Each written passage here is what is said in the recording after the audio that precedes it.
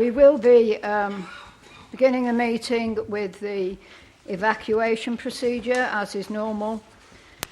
A fire drill is not expected, so if the alarm sounds, please evacuate the building quickly and calmly. Please use the stairs and do not use the lifts. Once outside of the building, please gather outside the Yorkshire Bank on the opposite side of the road. Please exit by the door by which you entered, or by the fire exits, which are clearly indicated by the standard green fire exit signs. If you need any assistance in evacuating the building, please make yourself known to a member of staff.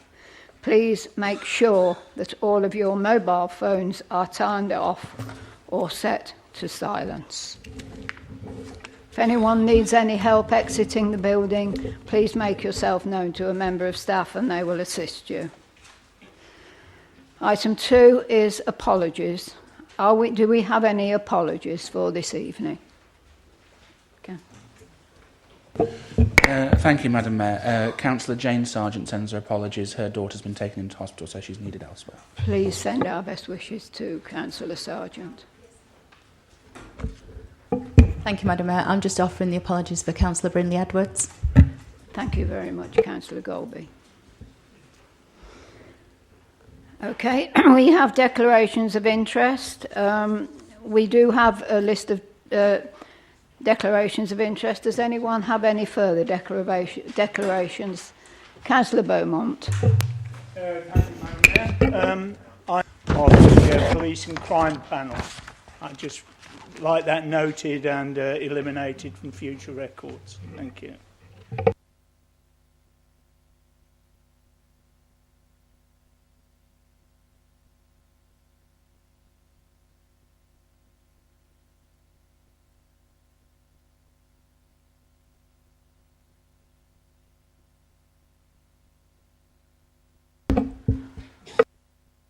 Based on the circumstances of Mr. Parr's request to speak, I am exercising my discretion on this one occasion when I will allow Mr. Carr to speak. I am also, at my discretion, because of the importance of this meeting and the amount of speakers that we have, extending the 20-minute rule to 30 minutes so that I hope the majority of speakers who wish to make a statement or ask a question can fall within those 30 minutes. So we'll start that off, and I will invite Alan Gilby to make his statement. The Borough Plan has come under much criticism during its development, and many of the points already raised by concerned residents remain. The inspector may have ruled that it is compliant with planning regulations, but this does not mean that it meets the needs of the borough or its residents. The plan admits that Nuneaton and Bedworth is already the most densely populated borough in Warwickshire, somewhere approaching 6 times the number of residents per hectare than the Warwickshire average. Yet an overspill of over 4,000 houses from Coventry was unnecessarily agreed to. This should be renegotiated urgently. The plan also acknowledges the existing traffic concerns, which extend way outside the central area covered by transforming Nuneaton, yet nothing positive appears in the plan to overcome this. I refer to areas such as Heath End Road, Midland Road, Weddington Lane, Longshoot, and the roads leading to the Double Mini in Whitestone. With the lack of job opportunities, the borough will increasingly become a dormitory or commuter town, again leading to more traffic.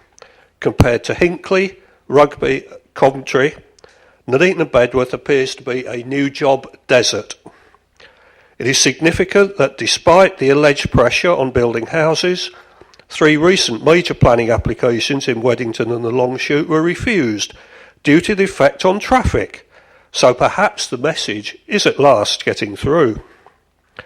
There are insufficient plans for upgrading already overstretched doctors, schools or hospital to support the proposed population explosion. Where will all these new residents go shopping?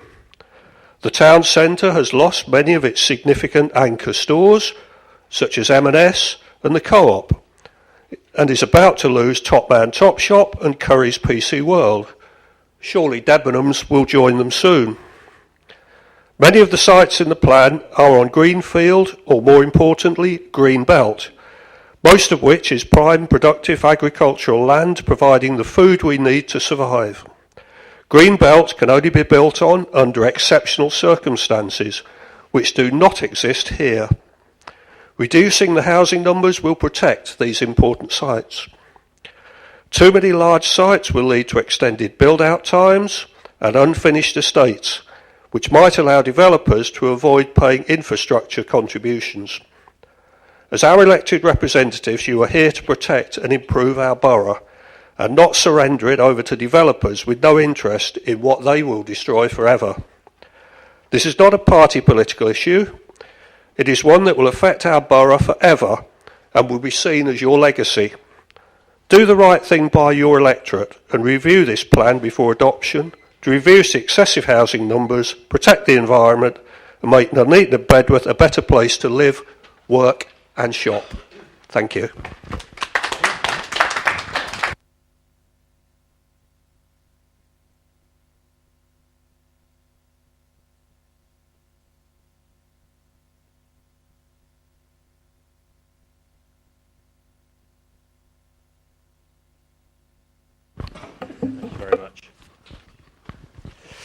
Today the Council will vote on the adoption of a borough plan.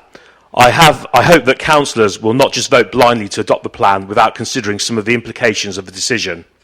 If adopted, this plan will certainly be the biggest decision that this generation of councillors will ever make. In adopting this plan, you will be changing this borough beyond recognition, and I hasten to add, not for the better. A vote to adopt the borough plan means uncertainty in the deliverability of much-needed infrastructure and amenities from doctor surgeries to primary and secondary schools.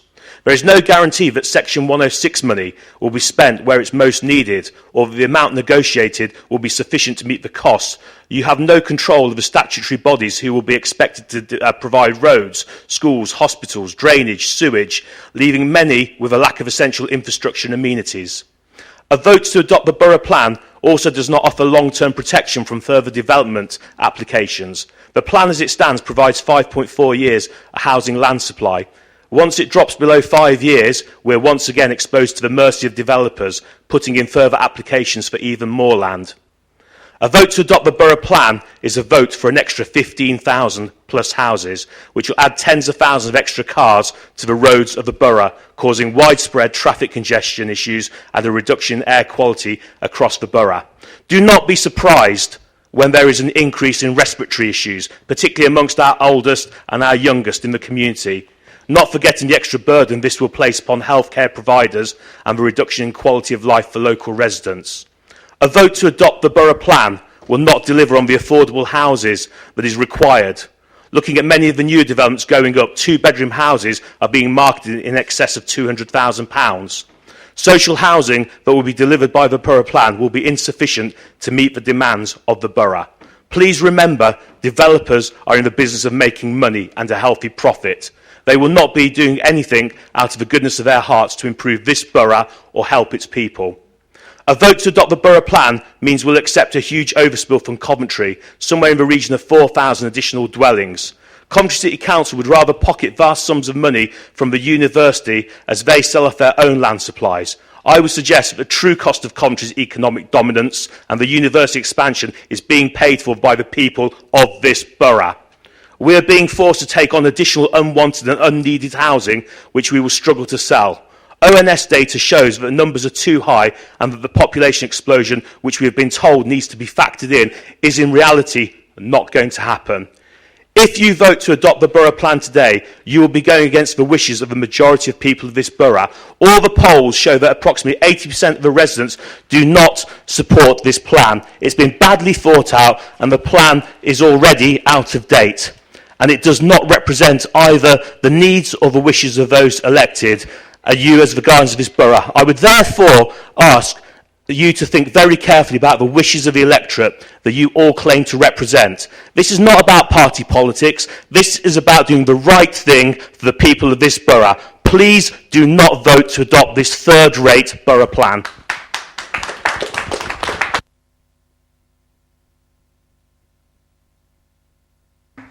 Could I invite Isabel Jakes to make her statement, please? Ladies coming down. Thank you. Thank you, Mayor. I'm Isabel Jakes from Ash Green Exhall and here to represent the majority of Ash Green residents of Nuneaton and Bedworth and their views on the Inspector's report of the Local Borough Plan to 2017 before the full council makes its decision to commend or not the plan to the Secretary of State tonight. Since 2009, I and others have liaised with many residents, groups and professionals throughout the whole ongoing process of the Local Borough Plan. A lot of this was to try and secure all greenbelt throughout the borough was, and still is, to preserve for our future generations. All greenbelt is precious, wherever it is, and whatever grade it is. That said, a lot of the opposition to the plan is to the number of houses and industrial sites to be built on greenbelt. The theme throughout this is build on greenbelt first, look at reducing housing numbers, and why have we got to accept Coventry's overspill? Figures, which no doubt others will and have presented to you, show that housing and industrial units are in decline. Migration, housing numbers, the National Planning Framework government changes, ONS figures all point to this, yet developers still want to use greenbelt land first. It is often pointed out to campaigners who are against on building on greenbelt that greenbelt has to be built on. Indeed, the inspector has also stated this in his report. If this premise is correct, and you, the council, do vote to adopt the plan, I would also like to remind the council greenbelt has been taken away from communities prior to the plan. We feel this should be taken into account in any future reviews. Small strips of greenbelt, as in Ash Green and Exhall, are all that are left after building the M6 and the surrounding infrastructure on the greenbelt land in the 60s. In fact, modifications of this are still going on today. How officers can sort out our reducing unit, housing and unit numbers is going to be a thankless task, but hopefully fairness, openness and transparency to all will be shown, whatever methodology is chosen. Thank you for this opportunity to speak again and to put forward the views of Ash Green, Exhall and other groups as expressed in the 6,600 petition against building on greenbelt land and the excessive housing numbers and presented to the Council December 2018 on behalf of the Residents' Action Group, many who will and have spoken again tonight or at previous meetings. Thank you.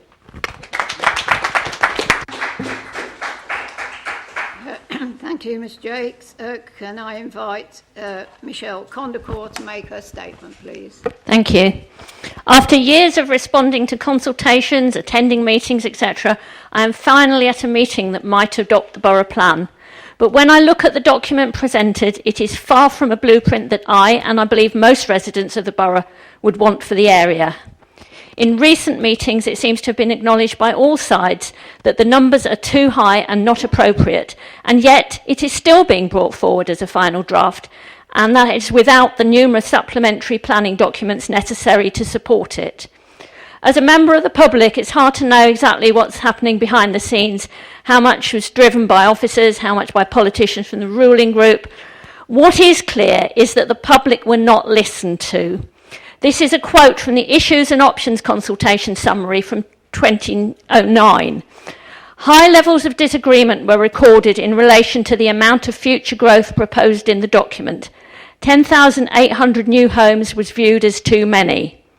If only the people had been listened to 10 years ago. With the number now standing at over 14,000, this cannot be a fit and proper borough plan for the people of the borough and should not be adopted.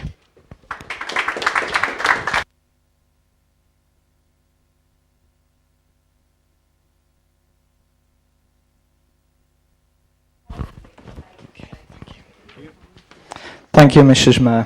So everyone is aware, I have a housing development at the bottom of my garden where there once was a farmer's field. There are approximately 150 houses in various states of build, which included ripping out the hawthorn hedgerow boundary. However, I'm not here to blame NBBC for allowing that development. I'm not here to blame the landowners for selling their land to the developers. However, I do blame the Conservative government. Their national planning policy framework allowing development on Greenbelt, and I do blame the Conservative Party accepting multi-million pound donations from developers and builders. We're gathered tonight to see if NBBC adopt the borough plan or not. I thank the NBBC officers for their compliance with very difficult tasks, having to comply with ever-changing government guidelines and legal requirements, having to satisfy the Conservative government's newly created duty of cooperation, forcing additional housing numbers on the borough, having to see Conservative-controlled Warwickshire County Council actively proposing selling and building on Nuneaton land they owned, having to see Conservative-controlled Warwickshire County Council abdicate concerns about traffic and school places in our borough in favour of developer lobbying pressure, having to generate a plan in which they were never allowed to reduce local targets. I would also congratulate NBBC on taking a lower figure of Coventry overspill than some other local plans. I note Warwick have taken 5,976, although we as a borough should still look to reduce our figure. I noted with interest that the Conservative government's inspector directed an increase to housing allocation numbers. The major issues this evening are, will these Conservative councillors vote against adoption of the local plan, effectively voting against the Conservative government policies and Conservative NPPF guidance, effectively voting against the recommendation of their Conservative government inspector, that they abstained from having any dialogue into, that they offered absolutely zero alternatives to, which will force major, wholly unnecessary costs onto the council taxpayers of our borough, which would give developers free access to build where and how they like, yet again part of their Conservative government rules. I hope not. We need to move forward, as unpleasant as it may feel to some borough people. I hope we see this local plan adopted, and as it has been stated by our Labour Council, we look to review it immediately to reduce the overall numbers. To take a quote from Teddy Roosevelt, a Republican, aka Conservative, complaining about a problem without posing a solution is called whining. So hopefully all these local Conservatives who pose no solutions and no alternatives stop whining and vote to adopt this local plan. Thank you, Mr. Walmsley.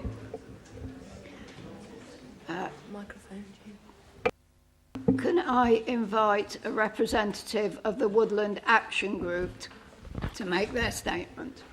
Thank you very much. The reason we are all here tonight is to see whether this Labour Council will accept 4,000 extra houses from Coventry in an overspill and adopt a plan that even the inspector said in his report is 40% higher than the borough's actual need. Since this plan was put together in around 2015, I and many other residents have come along to meetings such as this. We have also participated in the dodgy consultations for what to be ignored by the ruling Labour group. It is quite clear this plan has been officer-led, with certainly no input from councillors. The portfolio holder's job just seems to be to read out prepared answers statements given to him by planning officers. The 4,000 extra houses accepted by Nuneaton and Bedworth Borough Council from Coventry, which according to the inspector and the law of the land did not have to be accepted. This compiled with the 3-year stance that it's the government's fault surely puts doubts in any councillor's minds about the fairness over the overspill on the borough's residents. Any Labour councillor, and especially the ones from Bedworth, voting for its adoption tonight, which obviously includes the Coventry overspill, will be campaigned against at every election in which they stand by the Woodlands Action Group. It must be pointed out the Action Group's election campaigns have been a great success this far, with a 4 out of 4 100% success rate. Councillor Glass, Beaumont, Doherty and Daffin really need to vote with their residents' thoughts in mind. Given the mass damage to the environment and biodiversity, this plan with the overspill will cause in their wards. Councillor Glass on the front page of the Bedworth Echo many years ago said about boarding at the Woodlands, Nicholas Chamberlain would be turning in his grave. Well, Councillor Glass, what will it be tonight? Principles or political hypocrisy? This plan will be a disaster for the borough. The housing numbers are miles too high, which is again down to the 4,000 extra houses in the overspill accepted by the council from Coventry, which by law they did not have to. There are no new jobs locally to warrant such high development targets, plus the infrastructure is not there in any certainty. What this plan will do is turn this borough into England's biggest commuter car park, with even more worse gridlock and pollution for decades. Do it for the insects and the bats, and not the any deal is better than a good deal attitude, and vote against adoption.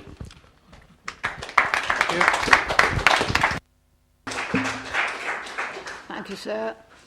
Could I invite Zoe Mayer to ask her question, please? Thank you.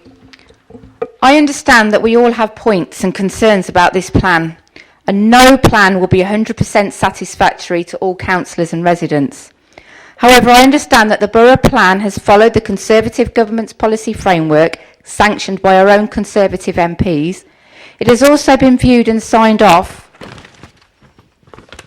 by a Conservative Government-appointed planning inspector, who has come out and visited the borough. In view of this, what will happen if we do not adopt the plan this evening, and what are the implications?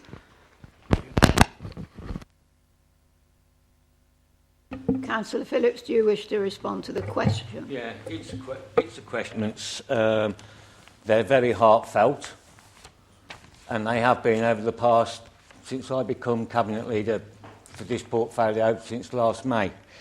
What are the implications with withdrawing the emerging local plan? The existing adopted local plan 2006 had an end date of 2011. It's plainly out of date.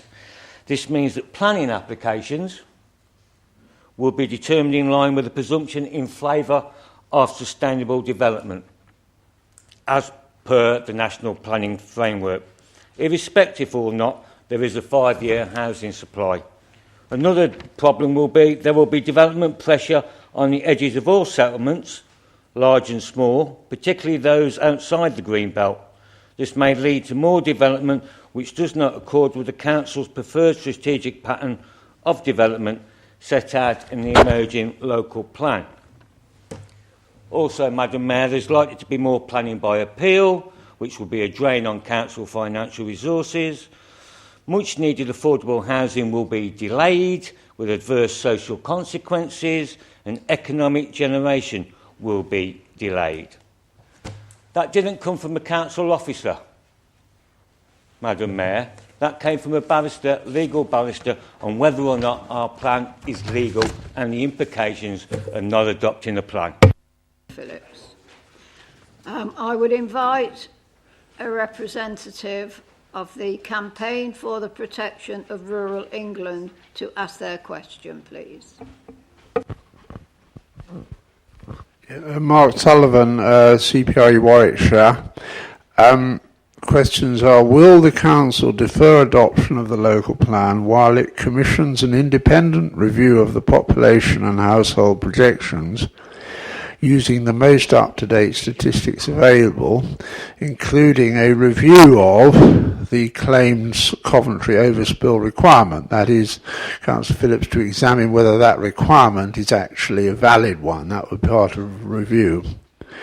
Now, if the Council nevertheless resolves to adopt this plan on the 10th of June, will it resolve now that the independent review proposed in question 1 be undertaken, and if the review, that is after adoption, and if the review shows that land being removed from the green belt under the new local plan is not required for employment or housing use, will the plan then be amended to return these areas of land to the green belt?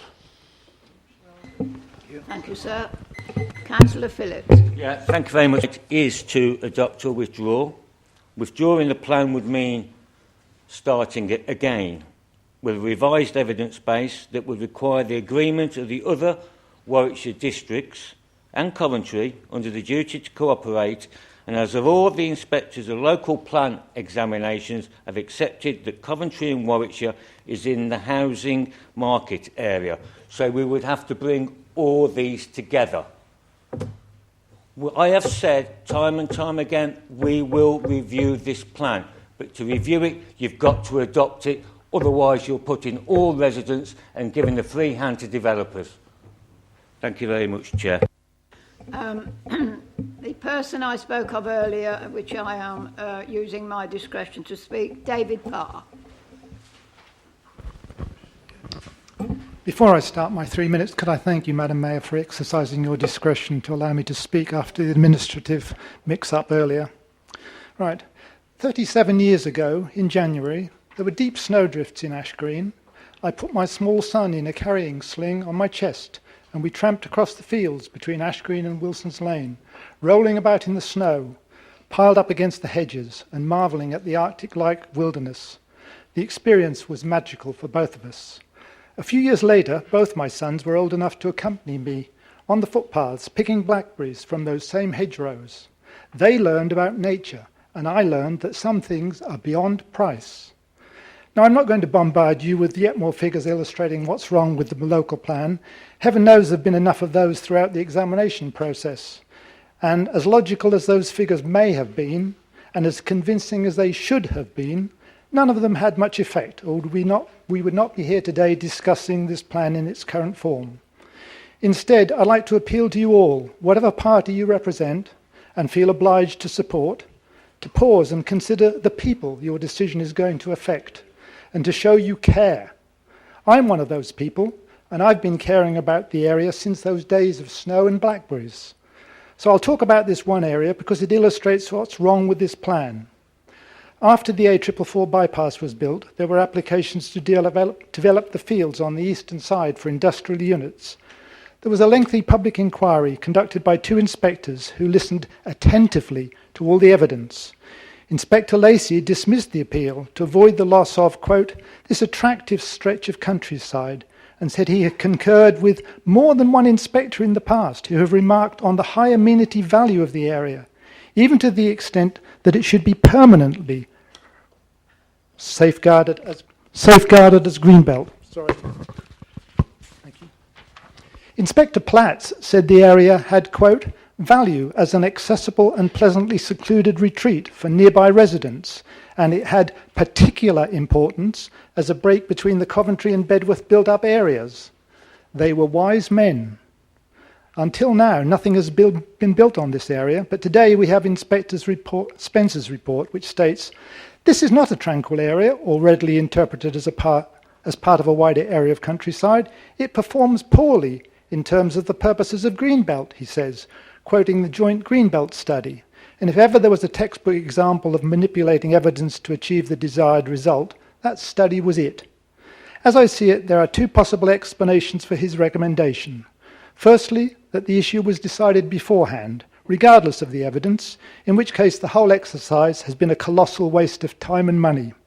Or alternatively, the man is a fool. I ask councillors to show that they are not fools and will not be remembered for environmental vandalism in destroying so much green belt, but take responsibility to pass on our natural inheritance to future generations. Thank you.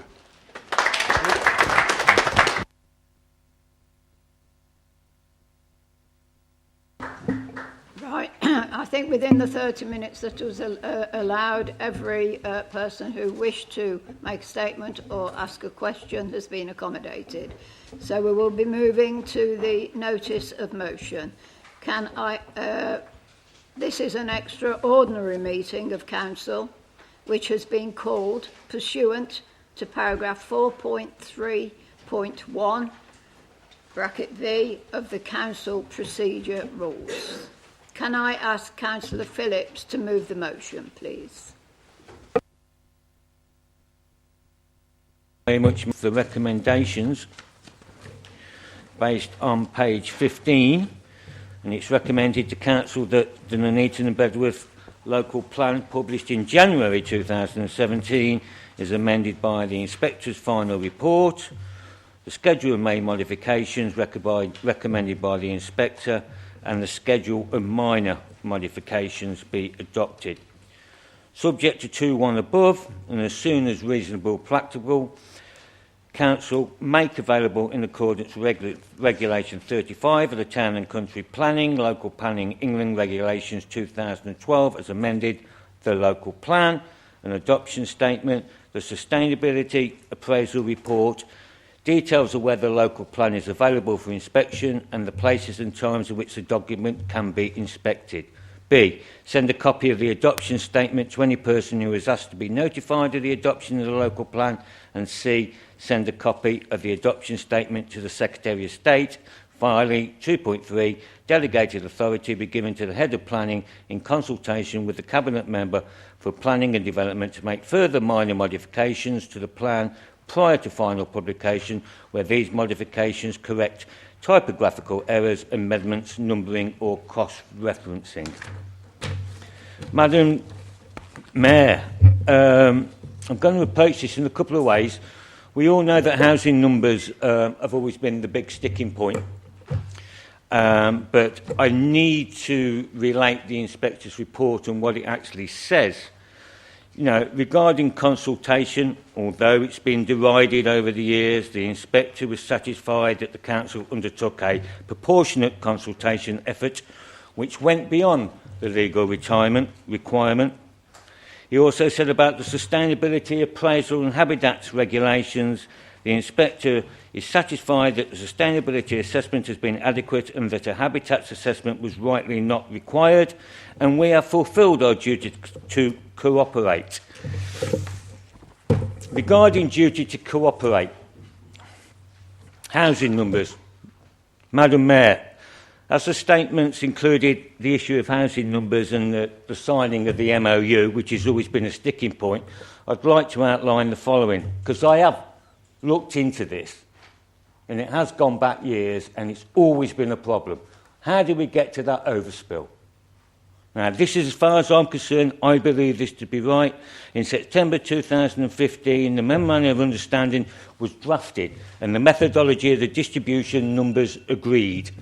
The Council stated that the evidence did not confirm that we could, at that stage, accommodate the 4,020 as needed to update because we needed to update our SLAR, Strategic Housing Land Assessment Availability.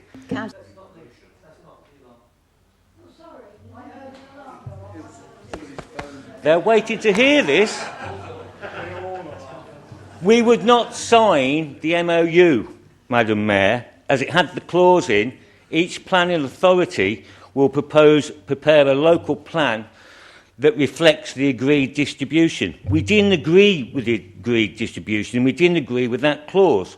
In January 2017, when we published our plan, it showed that we could take 2,330, not 4,020, of the overspill.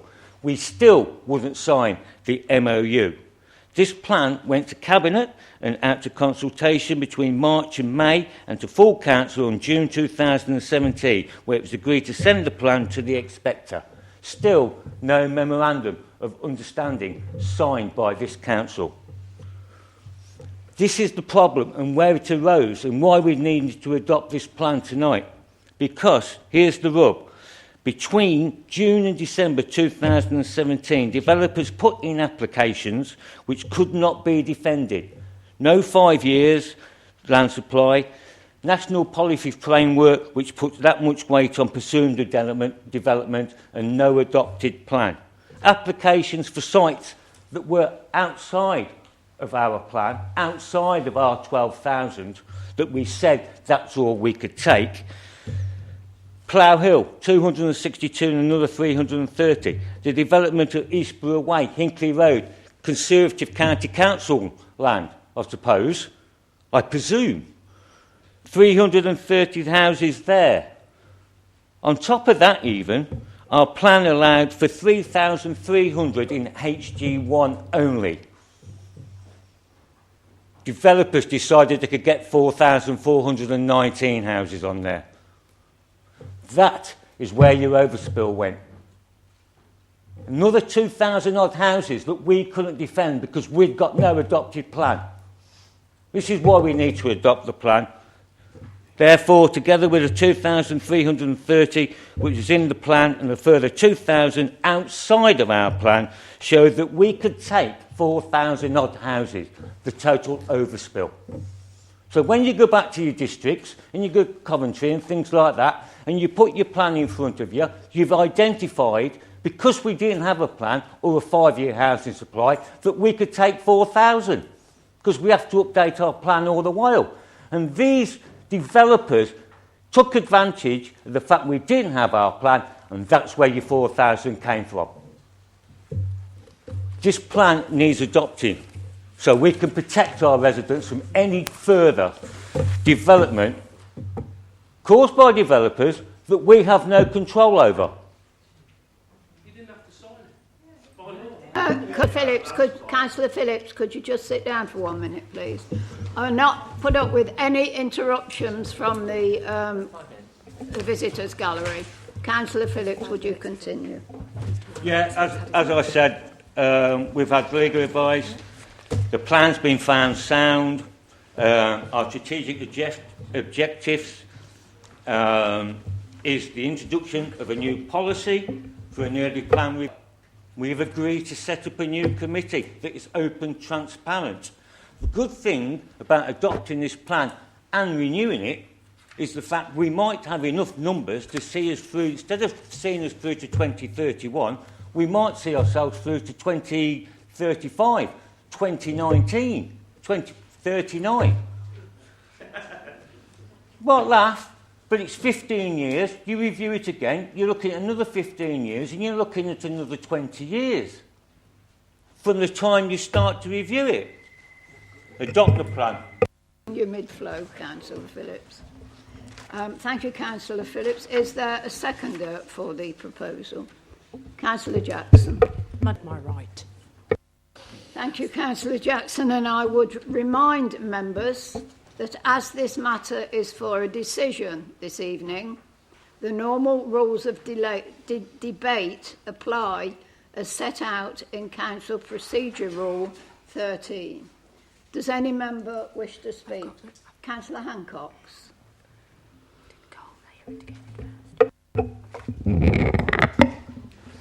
Thank you, Madam Mayor. Madam Mayor, I'd like to move what I see as a friendly amendment, and that would be to add a fourth recommendation, which would say all members be provided with mandatory training on the adopted Nuneaton and Bedworth Borough Local Plan. Councillor Phillips, do you accept that fourth amendment? I will second that and accept that recommendation, yes, to be added.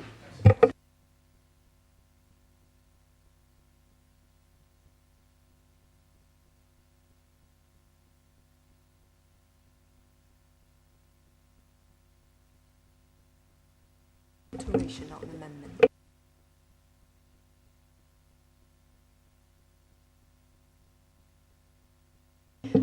Can we agree the alteration to the amendment? All those in favour, please show.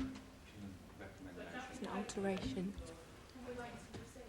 No, I'm asking for the alteration to the proposal that has been made, which is to include the words that Councillor Hancock has just spoken. They now form part of the proposal. They're saying they won't have a chance to read it. Leave it. So can I have an agreement? Can I have I will, when I finish speaking, Councillor Condacott, I'll take your point of order. We were now taking a vote on whether or not to accept the fourth part of the proposal that Councillor Hancock has proposed.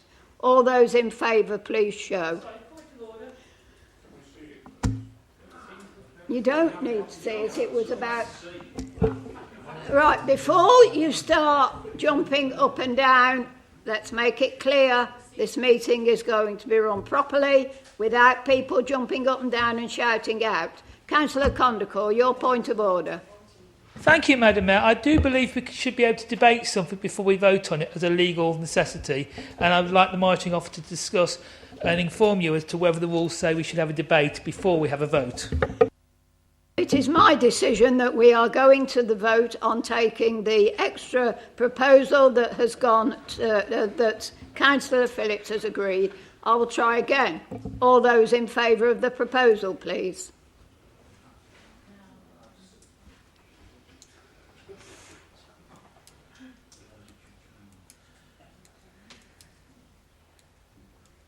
17. Those against?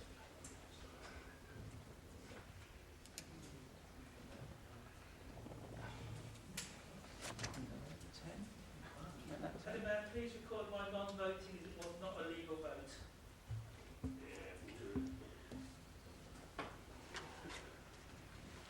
The proposal was won.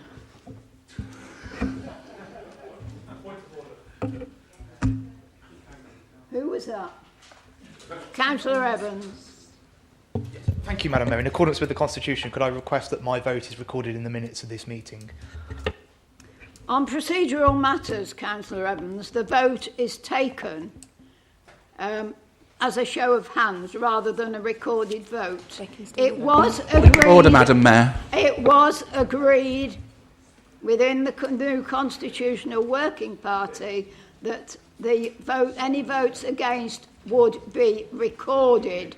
Thank you. I now have read it, Councillor Walmsley. I don't need you waving it about. Do you know they can request that vote is recorded? Look, leave me alone, will you? Councillor Walmsley. Thank you, Madam Mayor. Under 415.5, which I quote, any member requests it, the vote is taken. Immediately after the vote is taken, the requests are recorded in the minutes to show whether they voted for or against the motion or abstained from the motion. Under 415.5, Madam Mayor, I ask my vote be recorded. I haven't said that your vote would not be recorded, Councillor Walmsley. I said under the new Constitution it can be. So it will be. Right, do you have a list of speakers, did you tell me? I do. Carl Evans, Councillor Evans was first. Councillor Evans. Right, we'll move to the debate. Councillor Evans.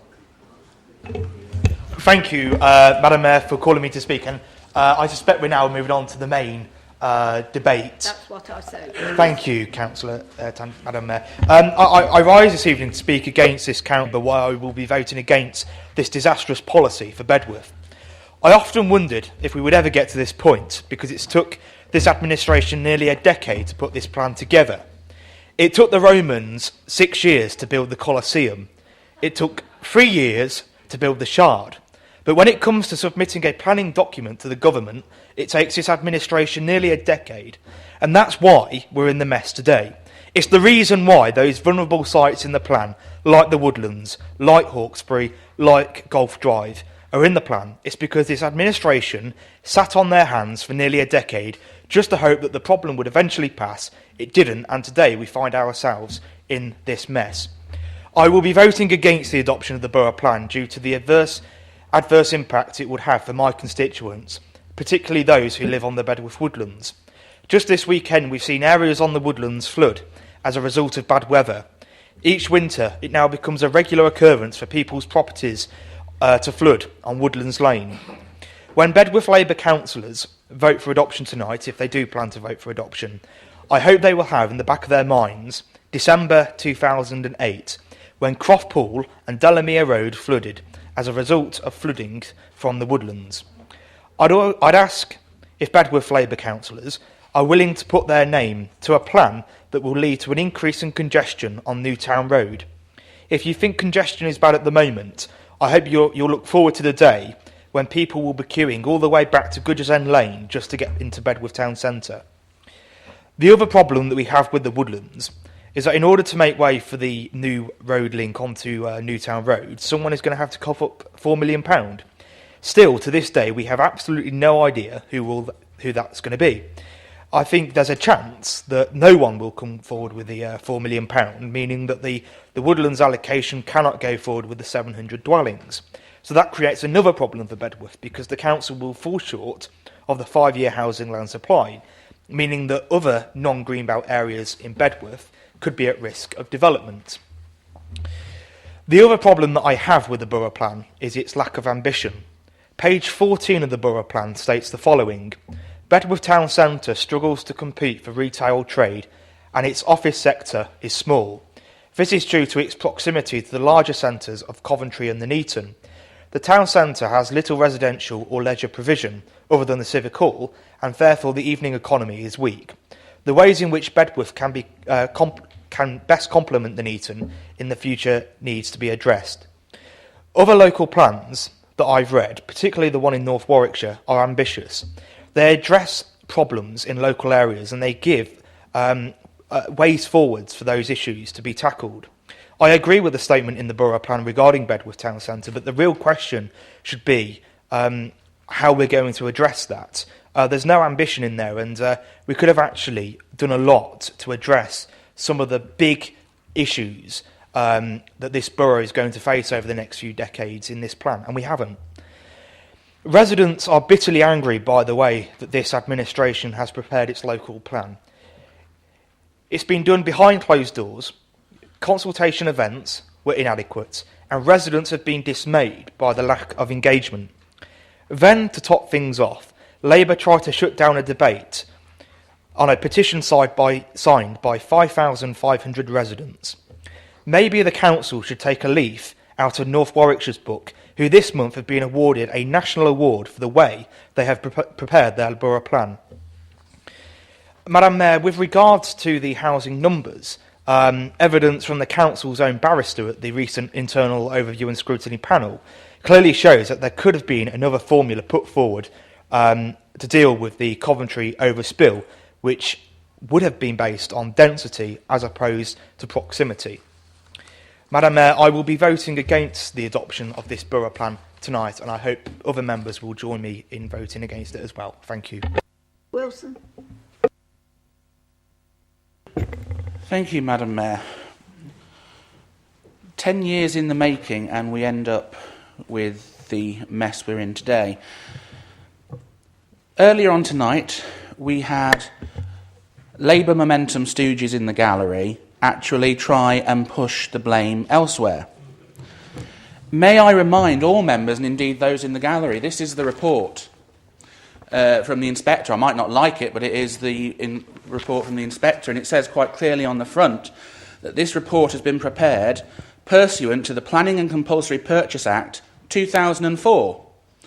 Now, it doesn't take a Time Lord to work out that 2004 was a Labour government. It also doesn't take a Time Lord to work out that the Labour Party have been in control of this authority for 44 out of 46 years.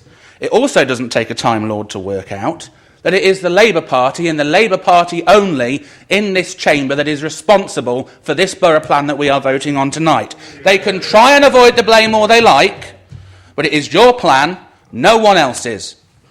Now, what we have is that rather than come up with something imaginative, innovative, and actually meets the needs of Nuneaton and Bedworth, you have effectively subcontracted out our plan delivery to Coventry. In fact, some members, indeed my own, because my own ward, and it's the admission of planning officers that Whitestone and Bulkington are only being added because of Coventry. You might even believe that Nuneaton and Bedworth should be renamed Coventry by the Anchor, because we are taking 40% uplift in our figures to accommodate Coventry's overspill. Now, instead of celebrating my mother's birthday recently, I actually spent more time reading, to my delight, over 4 years' worth of minutes from the Shadow Economic Prosperity Board. That's 2 hours of my life I won't get back again. But the minutes show that even though we had attendances from the then leader of the council and sometimes substitutions from the then deputy leader, we were effectively at the pitch, but we weren't playing the game. I read the minutes. Councillor Harvey was in attendance. The only time he spoke up was to say, and this is in the minutes, we won't take all the numbers allocated to us. He didn't challenge the way the numbers were arrived. He didn't challenge the fact that we were taking the numbers just because we are the closest to Coventry.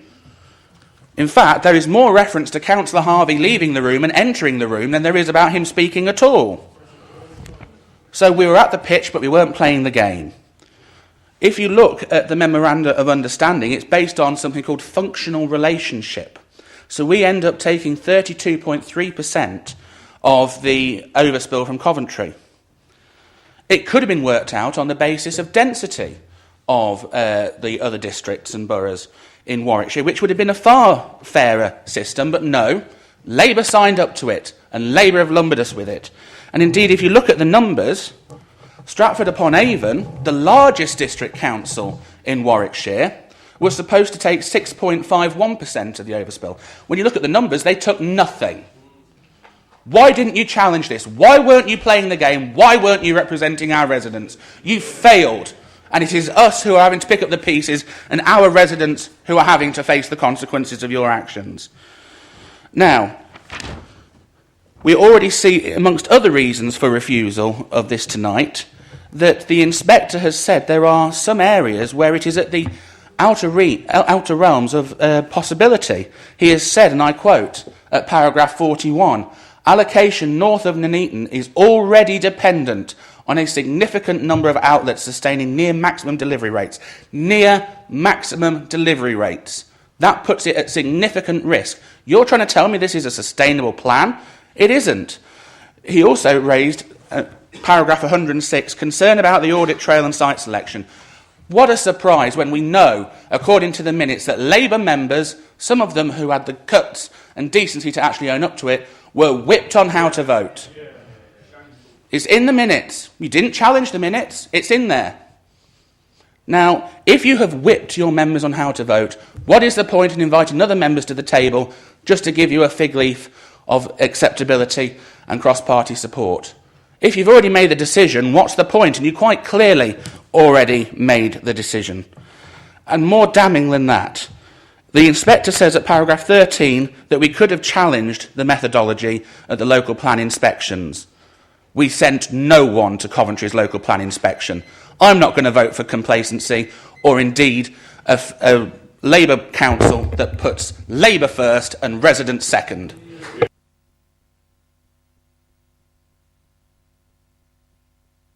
Thank you, Councillor Wilson. Councillor Graham. Voting against the borough plan tonight, neither me or my colleagues can support a plan that has got so much wrong. For example, proposing housing on floodplains at Bedworth Woodlands after the controlling Labour group promised for so many years not to. An industrial estate off of a country lane next to a school off Goodyear's End Lane. 4,000 houses of Coventry overspill when the Borough Council is under no illegal obligation to accept that many houses. The Office of National Statistics growth and population projections point to a much more manageable target that means a lot of cherished high-quality countryside, such as at Bedworth Woodlands, can be avoided to be built on. And also that we need no further gridlock on Newtown Road, with thousands of new cars being introduced to the area, and that we can avoid further urban sprawl in the north of Nuneaton and keep a meaningful greenbelt gap between Exhall and Coventry. I cannot support this borough plan as it was designed with a single purpose of annexing Exhall and Bedworth into a suburb of Coventry and importing voters from Coventry in an effort to stem Labour's sharp electoral decline in the borough. The sooner the current plans, whether adopted tonight or not, are resigned to history and replaced with a fairer alternative with a lower housing target, and the sooner we say no to Coventry's excessive demands for overspill, the better. Thank you, Councillor Gann. Councillor Brown. Know me, know that I've campaigned to try and protect the green belt that separates Bedworth, Exhall, Ash Green, Kersley from Coventry since 2009. I can recall taking part in various protests and meetings in places like Kersley, Corley, so on and so forth. And indeed in Coventry, where I remember at one time one of the key speakers at that event that I walked around a protest thing with Councillor Burtonshaw, the key speaker was former Labour MP for Bedworth, Mike O'Brien, who actually said about that he wouldn't vote or have anything to do with building in the green belt. Well, it's slightly ironic now that we have a plan from Labour that involves taking away the thinnest strips of greenbelt that separate us from Coventry. It includes large-scale development from Coventry in their own plan in the remaining bits between Kersley and Coventry as well. So they're getting hit from both sides. That entire area of greenbelt will disappear. But perhaps that was the plan all along.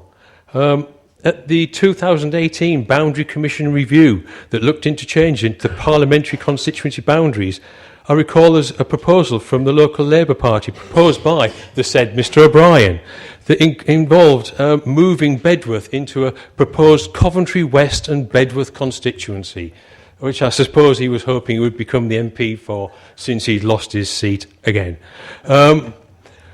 So perhaps that filling in the green belt there made sense to you to do. I don't know. I don't really know what the rationale behind it was.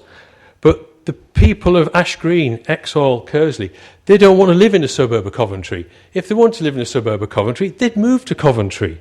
They want to live in the villages and the small communities that they're in because of that. That is their nature. That's what those communities are about. They've got their own identities. They don't want the green spaces between these communities taken away. That's what gives them their identity. This plan adds houses without infrastructure. It adds traffic, it adds pollution, but residents' quality of life declines. But when we look at the idea of the borough plan, I know it involves lots of other things beside houses, but that's what we've become fixated on, really. But in terms of housing, all a plan has to do, it should be quite simple, plan for the right number of houses in the right places at the right time and make sure that the people feel involved and that their views are being listened to. Well, guess what? You managed 0 out of 4 there. You haven't got the right number of houses. They're not in the right places. This plan stinks of sites being chosen behind closed doors beforehand and the evidence fitted up to suit. Right time, 10 years late. Sorry, guys. And do the people really feel involved? Do you feel like you've been involved and listened to? There we go. The residents of Ash Green, Kersley and Exhall elected me to oppose your borough plan. And let's make no mistake, this is your borough plan, it's not ours. Our plan would be much better. All right? So I can't vote to approve this plan as it stands. That would be to betray the people who voted for me. You push it through if you want. Right? You've got the numbers here tonight, you can do it. Then we'll do what we need to do, which is go to review and fight to put it right, to get the numbers down and get what the people of this borough deserve. Thank you. Hear, hear. Thank you, Councillor Brown. Councillor Smith. It seems a lot longer, but I've been in this chamber for 2 years now, and in those 2 years I've twice been elected on a pledge to oppose the borough plan in its current form. On both occasions I was elected with a large majority, gaining well over 70% of the vote, and that gives me a clear message from the electorate of Bulkington. During those 2 years, I've not had one Bulkington resident, or in fact a borough resident for that matter, tell me they think this is a good plan for the people of this borough. On the other hand, I've had personal contact with many hundreds, and with the petitions, many thousands of residents that are appalled at this third-rate borough plan, with too many houses in poor locations, with a backdrop of infrastructure that's already failing to meet the needs of many residents.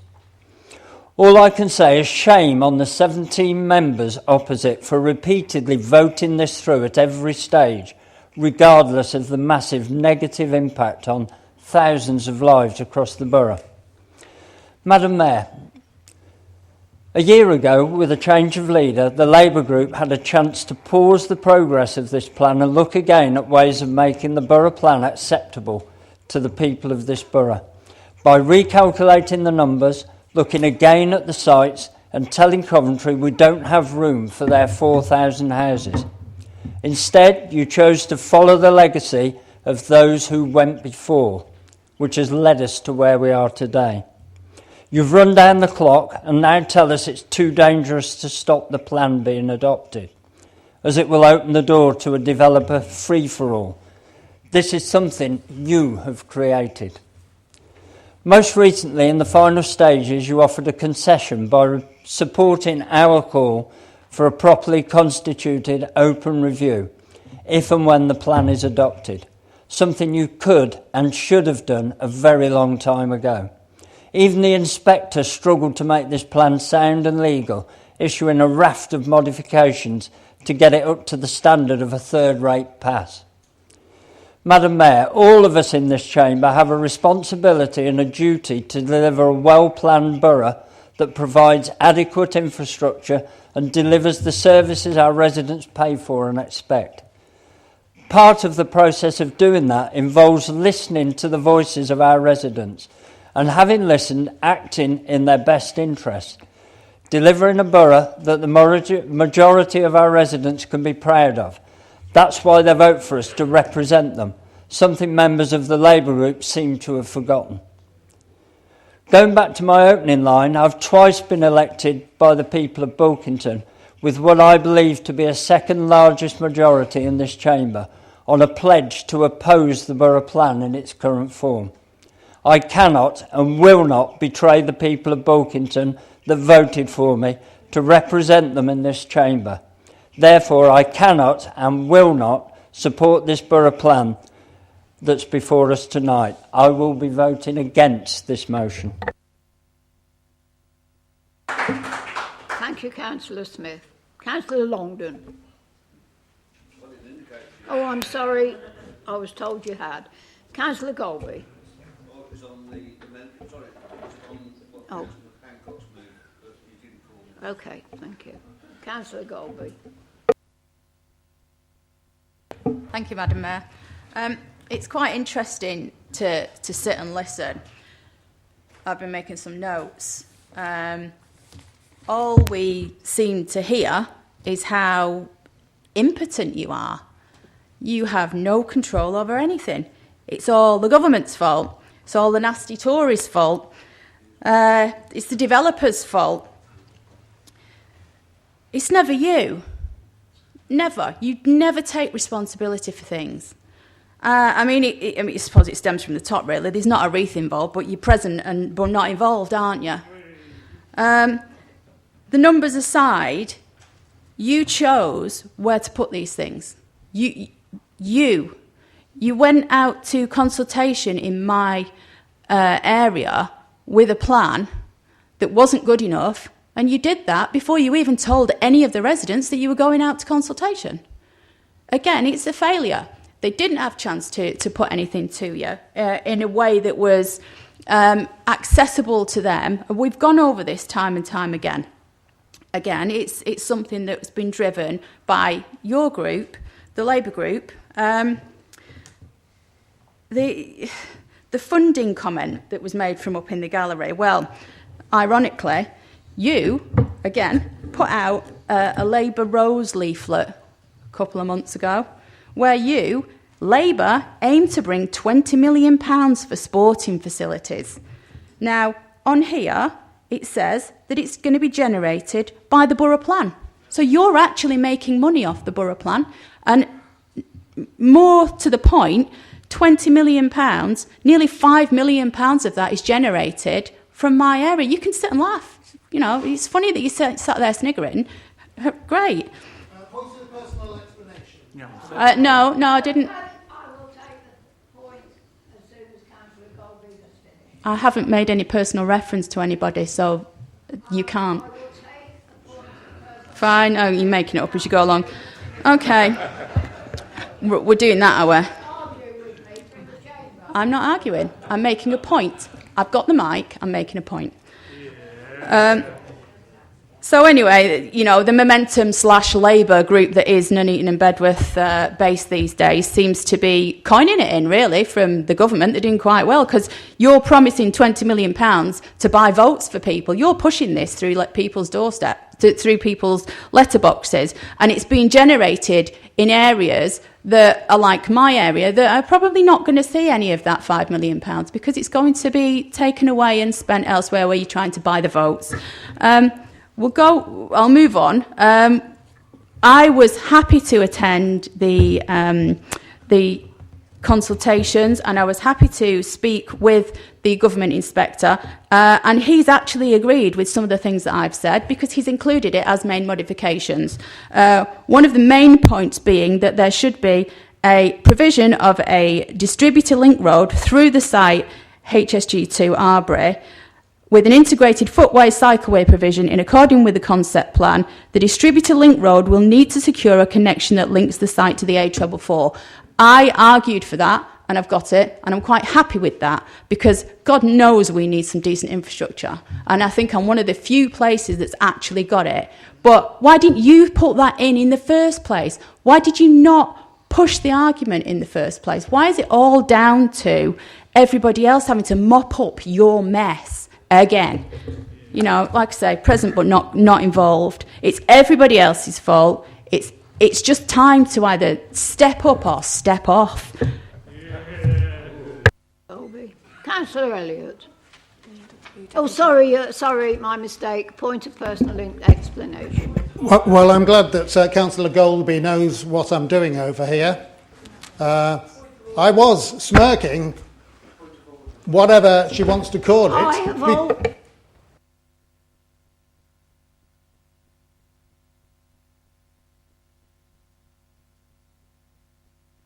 After a person has finished speaking, I acknowledged your point of order, Councillor Condicle, and I allowed Councillor Pomfret to continue speaking. I will call you once he's finished speaking. Thank you. Councillor... I do implies that somehow the council, not the residents of Nuneaton and Bedworth, the council is going to benefit from the 20 million. Well, I would like to think that the 20 million pounds gets spent on the facilities for the people of Nuneaton. Right.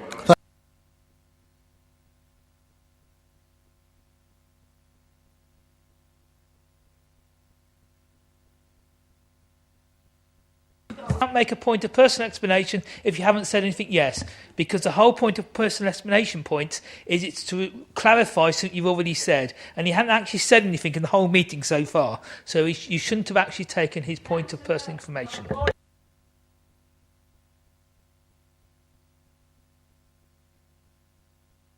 In this,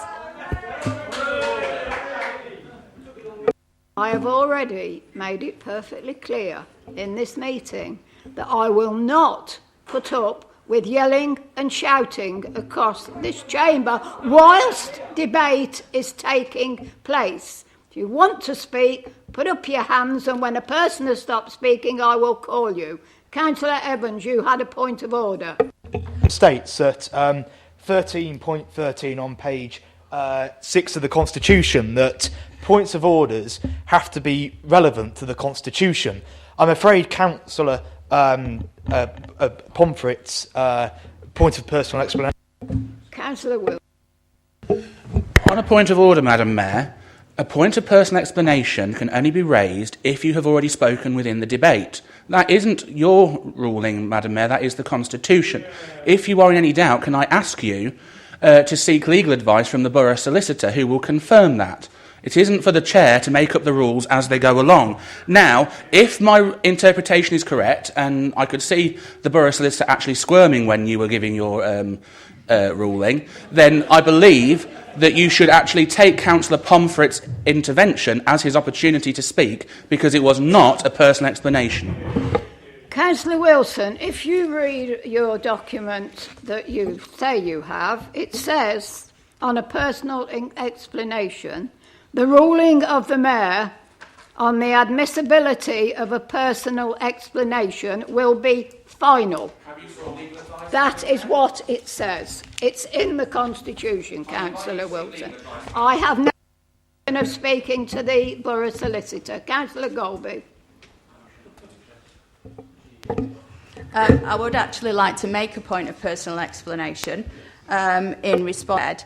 I actually point you to your own leaflet where you're saying that Labour aims to bring £20 million for sporting facilities, and it clearly says that meeting the needs generated by the Borough Plan, and this is actually where you're generating the £20 million funding from. So I'm not making it up. It is actually stuff that you've put out as a Labour group to say, trying to buy votes, quite frankly, with your £20 million out of the Borough Plan, that nearly 5 million quid of that, for sporting facilities is being generated from Arbury, which is actually contained here in the Borough Plan documentation, quite clearly. I think it's Appendix G.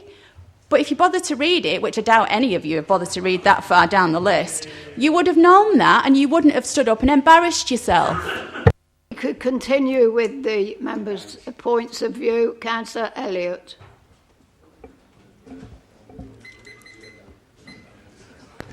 Thank you, Madam. I would just like to point out that I see no Labour Momentum members in the gallery. As usual, the Tories are just making up nonsense.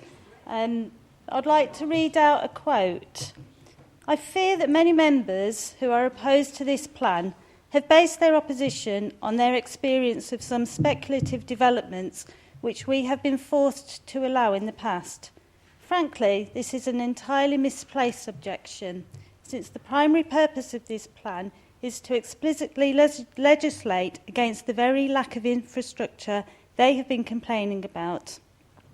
Whether we adopt this plan or not tonight, our housing targets will remain the same. There is literally nothing on earth we can do about them, whether we want to or not. Do we wish to see this volume of housing built in a sustainable and controlled way on our terms with the appropriate infrastructure at the developer's cost? Or whether, in the name of false promises and political posturing, we are irresponsible enough to reject this measure, which would, and this is incontrovertible fact, lead to the same level of development taking place with no control, no infrastructure, on a piecemeal basis. And that was the Conservative leader of Rugby Borough Council who voted to adopt their local plan last Wednesday, 4th of June. The Deputy Group Leader of the Labour Party in opposition said it was crucial that the Council had a plan in place. Otherwise, we would have left ourselves open to all kinds of speculative developments that would not deliver the kind of housing we need in town and risk decisions about the future of the town being made by central government. It was not a perfect plan. It was subject to 183 modifications. There are many reservations about it, but that was grown-up politics. I hope we have grown-up politics in this chamber tonight too, and get on and vote this local plan through so we can have a review as promised as soon as possible. Thank you. Thank you, Councillor Elliott. Councillor Condicle. Adopt a plan that is impossible to implement, and we should not adopt one that's nearly impossible to change. We have no time machine to fix the first 8 years of this plan. We built around 3,000 homes over 8 years and created no significant jobs. We have 12 years left. We're not going to build 11,000 homes in 12 years for 6,000 people. We expect the borough population to grow. We're not going to build 2 houses per person. Over the planned period, 14,000 homes equates to 30 to 35,000 people. Please, if anyone in this room thinks we're going to have 30,000 more people in the borough, or 35,000, please put it in their speech, because I think everyone in this room agrees that we aren't going to have that population growth. And we should not adopt a plan that every single person in this room knows contains more houses than we can possibly fill. We have an alternative that I am really pleased the barrister and myself, the council got a Queen's Counsel in to talk to us the other day, agrees with my numbers. If this plan falls, what happens is we go to the brand new National Planning Framework target, which he said was 418 houses a year. as a starting point. We seriously need to get a new plan in place, but having an interim target of 418 a year, particularly as we built 600 a year, actually means we're ahead of plan for the first time ever, rather than carry on with the 14,000 borough plan. With a 14,000 borough plan backdated 8 years, we are thousands behind and expected to build over 1,000 homes a year. We cannot do it. So the evidence agrees with me. Everyone is starting to agree the numbers are crazy, but why on earth are you carrying on with this plan? Fundamentally, if the plan is not adopted today, the number fails. The 14,000 is history. The Coventry overspill is also history. We still need to address the subject. We still need to negotiate what the real overspill is, but we can take account of the 13,000 bedrooms being built in Coventry for students. 13,000 bedrooms. And the new National Planning Guideline says that every 2.5 of those bedrooms count as a house. So there's 4,000 houses worth of student bedrooms physically being built today. You see the cranes up. So we can change this. We have to not adopt this plan. And not adopting the plan is not a disaster, because having a target of 400 or 600 per year is a lot better than having a plan for 1,000, 1,500. So not adopting a plan is still a real opportunity and still a real option. We also mentioned things like the Shadow Economic Prosperity Board. Me and Michelle didn't read minutes. We physically went across Coventry and Warwickshire to all those meetings. We saw Councillor Harvey agree to the target. And it's not just agreeing to the target. When the method of calculating the target was agreed, he said nothing because he didn't understand what was going on. There was no debate behind the Shadow Economic Prosperity Boards of what was going on. Look at my YouTube videos. The whole thing is a farce. Years of going around Coventry and Warwickshire saying absolutely nothing and then getting upset that the number comes out of the process is a massive number. I could have told him it was going to be a massive number. We have a disastrous plan here. It is not just where you put the 4,000 or the 10,000. The fundamental requirements are wrong. And the Tories have done many things dreadful, but they've also done one good thing, which is to actually have a systematic way of getting new targets, which is where this 418 comes from. And yeah, there's so much been politicised, but actually if we start again and start with this 418, we might actually have a better plan. And as the amendment goes, compulsory training for members to actually listen and read and be told how the plan works. I know the plan better than anyone. I've lived this for 12 years. And I think we should have an amendment, and I hope someone will second it, that actually people listen to the members are required to have a training session where they listen to the public about the numbers and the plan, as well as listening to the officers. Thank you. Thank you, Councillor Condicle. Councillor Llewellyn-Nash. For some grown-up politics and some reasons why not to adopt the borough plan. I became a councillor just over a year ago. I'm the councillor for Bedworth Heath, and when I was knocking on the doors, one thing I kept hearing about was, what are you going to do about the borough plan? What are you going to do about the borough plan? I will bring it down because we're talking about a vast area, we're talking about thousands of houses, but I will bring it down just to one little area in Exhall around the School Lane area. The plan is there to build some houses, quite a few houses on one side of the road, and to build an industrial estate the other side of the road. Now, if you go through Exhall and Bedworth, you'll find that there are a couple of industrial estates, and they're all offering units and warehouses. None of them are full. Bayton Road isn't full, Grovelands isn't full, and there's another little one as well off there. They've all got vacant units, but they want to build a vast one on that field. Those of you who know what I'm talking about. The irony of that industrial estate that wants to be built in School Lane is that those of you that know the area, there's some derelict barns there, and a charity wanted to come along and build some stables there for our veterans, our war veterans who've got mental health issues, to come and run stables, have a riding stable, invite children with special needs, adults with special needs.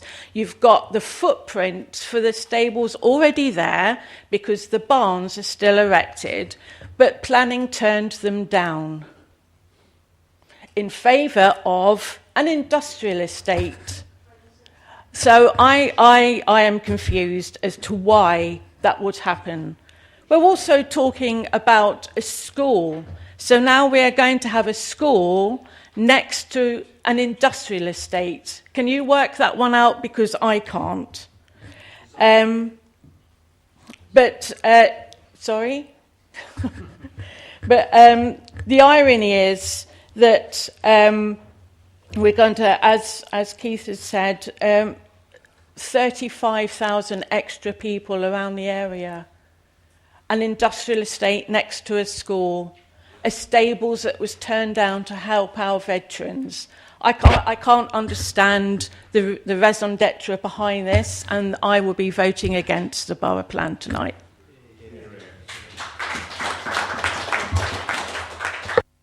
Councillor Jackson, you have reserved your right to speak. Thank the very many members of the public who took part in the consultation in regards to the borough plan. I'd like to thank members of the public who have taken the time to email me with their thoughts, and I can assure everyone here tonight that I've listened very carefully to what has been said. Planning is emotive because it is about how it affects your immediate neighbourhood. I want to refer to some of the comments made by councillors in the room. Councillor Evans talks about the plan not having a huge vision.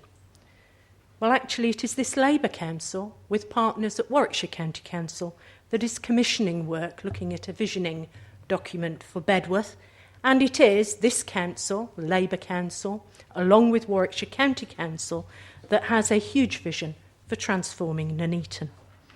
Councillor Wilson said lots of things, but I want to talk about facts, not interpretations in regard to planning regulations. The facts are simple. The inspector believes this is a sound and sustainable plan. It's in his report. It is wrong to suggest it is anything other. Councillor Brown talks about you've got it wrong. I'm paraphrasing, but that's more or less what he said. But I've never heard from Councillor Brown, Councillor Wilson, Councillor Golby, Councillor Evans or any other member opposite what your plan would be. All you seem to do is moan about what isn't right in the plan. But I have nothing at all about what you would do, and I think that's what sensible opposition should do. Madam Mayor, it is very, very true that we have a housing need in this borough. There are thousands of people in serious housing needs sat on our housing waiting lists, and I'm sure that Councillor Watkins, the new cabinet member for that area, would be able to update in regard to exact figures, but we certainly have a couple of thousand people waiting for houses. And I want to end, Madam Mayor, by really saying I was shocked tonight. I'm often shocked in council, but I was particularly shocked when I saw hands of opposition councillors voting against receiving mandatory training. I find that shocking on something that is so important to our borough, something we should take with great seriousness, that we should consider carefully, and yet several members opposite vote against receiving mandatory training. I find that, Madam Mayor, quite shocking.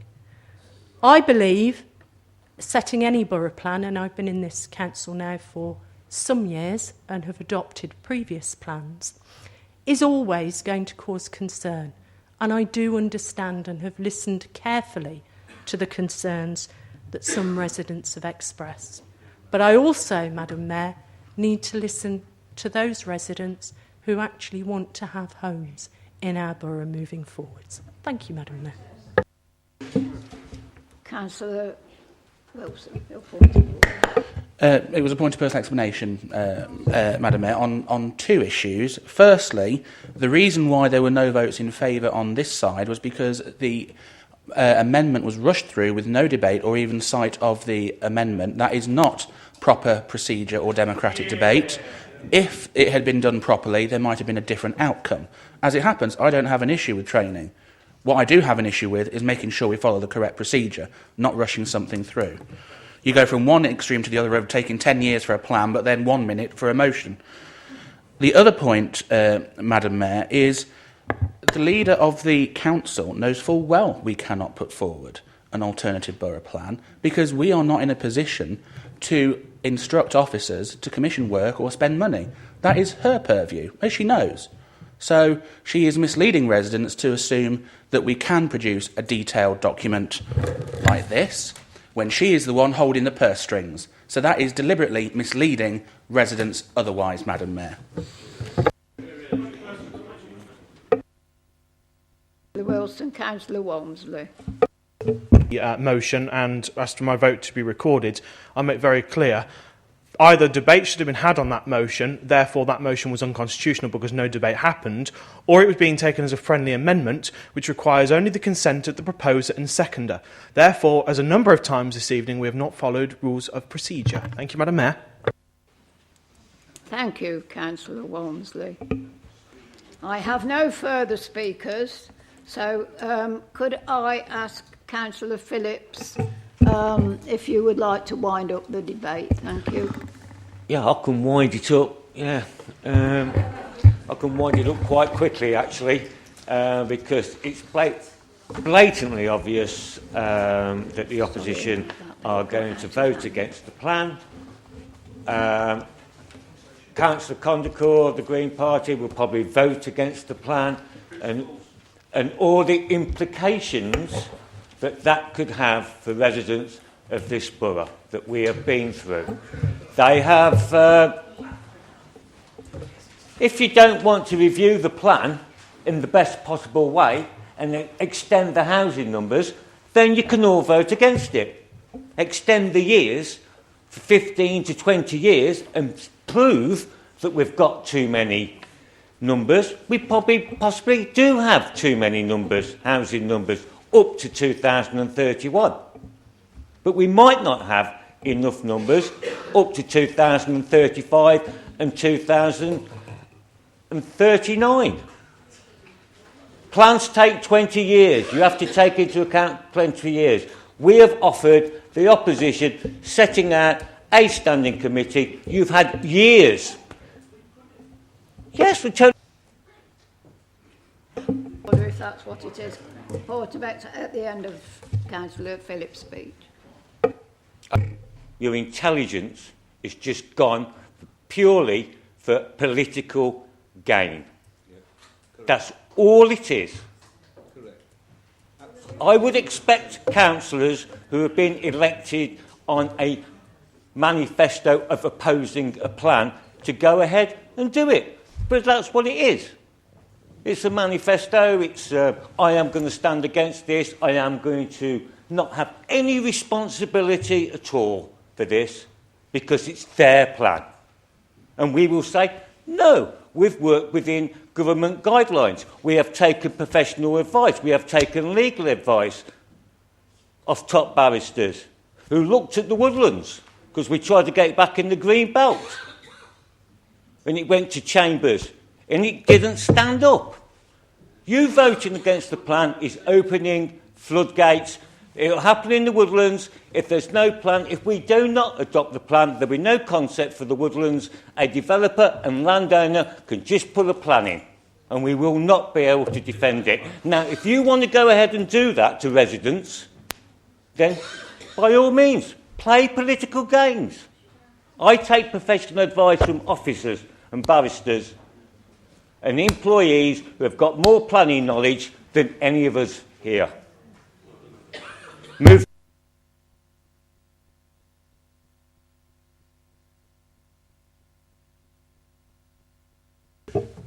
Thank you, Madam Mayor. The portfolio holder just referred to the local plan committee. As someone who has sat in this chamber for nigh on 10 years, it has taken us 10 years to drag you kicking and screaming into accepting an open, transparent and democratic committee. In 2012, I moved the exact same wording of that motion that we debated last time. You voted against it. When there were just 3 of us sat in this chamber, I moved the same motion. You voted against it. And indeed, after the local elections last year, I moved the same motion and you voted against it. It's not us who are being inconsistent here, Madam Mayor. It is Labour who do not want to take responsibility for their actions, and now they're finally getting caught out. They're trying to cover their own backsides. Residents know it was us who stood by them, and Labour have let them down yet again. And I call for a recorded vote on the substantive item, Madam Mayor.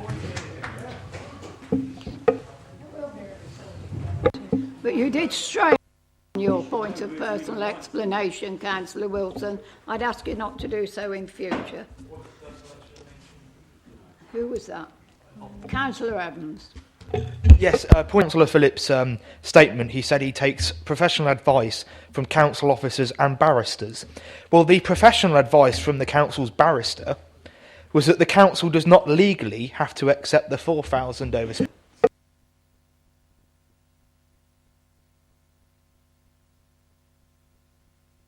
A request for a recorded vote, which will take place.